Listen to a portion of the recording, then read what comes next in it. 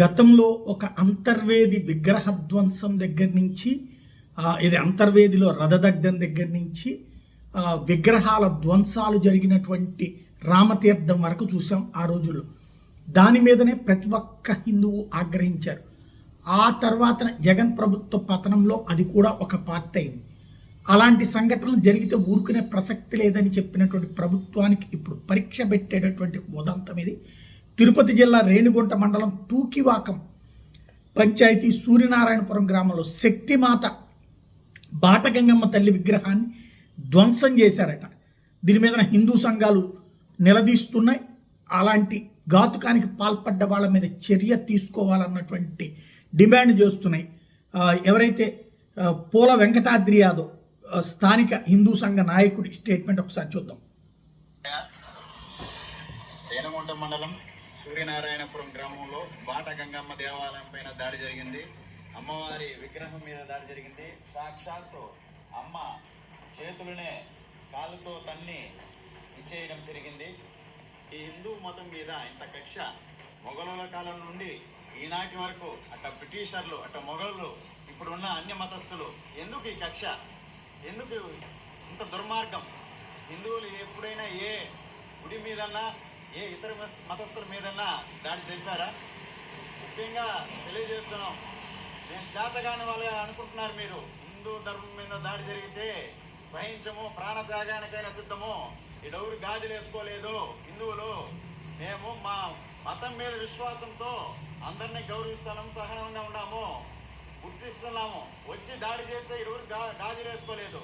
Department వాళ్ళు కూడా అంతర్వేది నుంచి తిరుమల వరకు దాడి జరుగుతున్నది. ఏమనుకుంటున్నారు? హిందువులంటే అమాయకులు అనుకున్నారా? చేతగానాలు అనుకున్నారా? ఏం మీరు ప్రభుత్వాలు ఎందుకే నిమ్మక నీరు వివరిస్తున్నారు?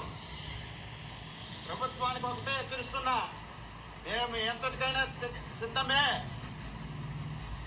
గమనించాలి మీరు. హిందువుల మీద దాడి. మండలం తూకువాకం పంచాయతీ ఎస్ఎన్పురం గ్రామంలో బాటగంగమ్మ దేవాలయం పైన దాడి జరిగింది. విగ్రహం మీద దాడి జరిగింది. ఇది హిందువుల మీద దాడిగానే పరిగణిస్తున్నాము. ఎందుకంటే రాష్ట్రంలో అంతర్వేది నుంచి తిరుమల వరకు దాడులు జరుగుతూనే ఉన్నాయి. ఇప్పటి వరకు ప్రభుత్వం ఏమాత్రం స్పందించడం లేదు. నిమ్మకు నీరెత్తినట్టు వ్యవహరిస్తూ ఉన్నది.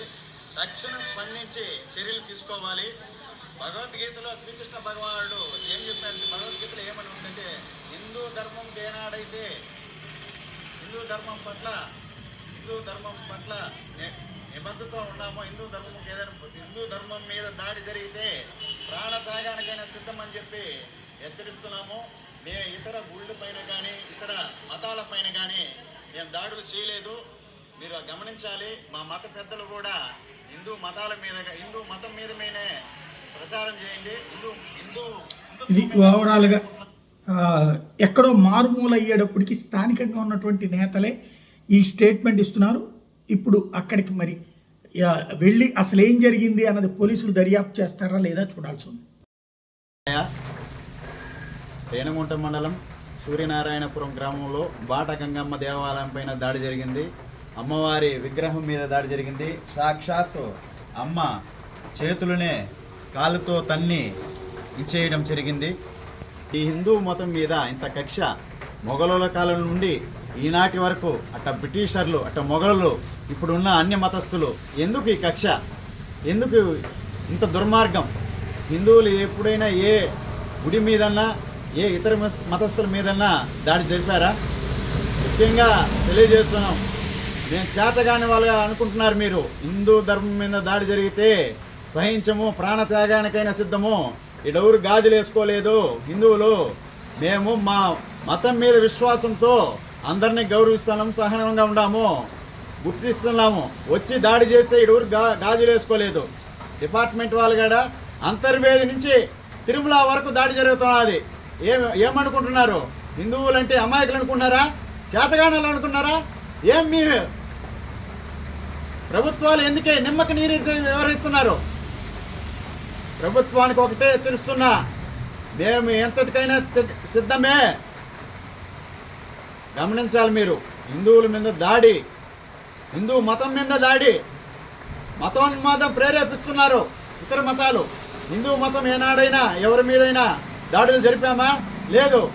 చేతగాని తనమునని సహిస్తున్నాం. మేము తిరగబడితే తట్టుకోలేరు.